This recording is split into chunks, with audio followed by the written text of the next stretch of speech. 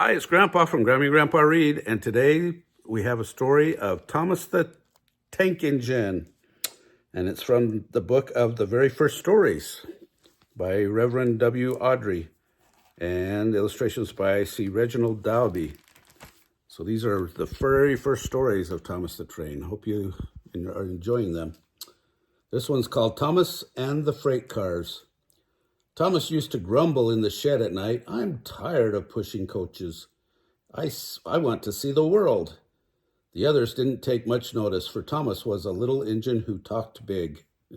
But one night, Edward came to the shed. He was a kind little engine and felt sorry for Thomas.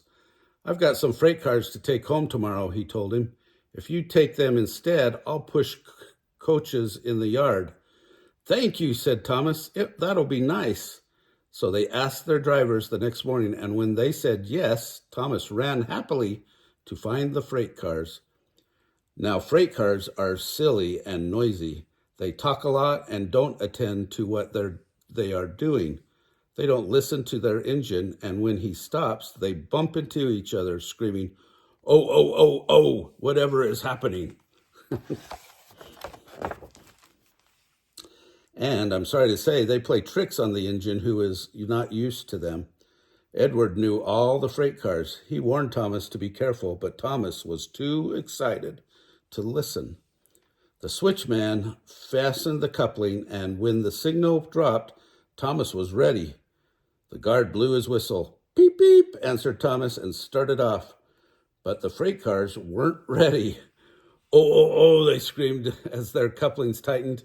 "Wait, Thomas, wait." But Thomas wouldn't wait. Come on," he puffed, and the freight cars grumbled slowly out of the siding onto the main line. Thomas was happy. Come along," he puffed. All right, don't fuss, grumbled the freight cars. They clattered through the stations and rumbled over bridges. Thomas whistled, "Peep, peep," and they rushed through the tunnel in which Henry had been shut up. Then they came to the top of the hill where Gordon had gotten stuck. "Steady now, steady," warned the driver, and he shut off steam and began to put on the brakes.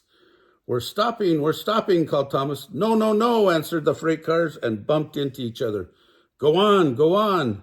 And before his driver could stop them, they had pushed Thomas down the hill and were rattling and laughing behind him. Poor Thomas tried to stop them from making him go too fast. Stop pushing, he hissed, but the freight cars would not stop. Go on, they giggled in their silly way. He was glad that when they got to the bottom, then he saw the place where they had to stop. "Oh dear, what shall I do?"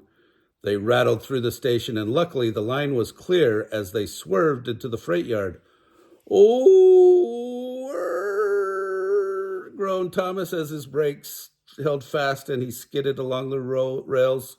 "I must stop," and he shut his eyes tight. When he opened them, he saw he had stopped just in front of the buffers, and there watching him was Sir Topham Hatt.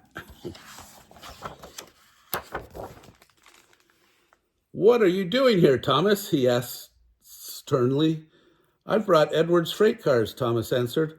"Why did you come so fast?" "I didn't mean to. I was pushed," said Thomas sadly. "Haven't you pulled freight cars before?" "No." "Then you've got a lot to learn about freight cars, little Thomas.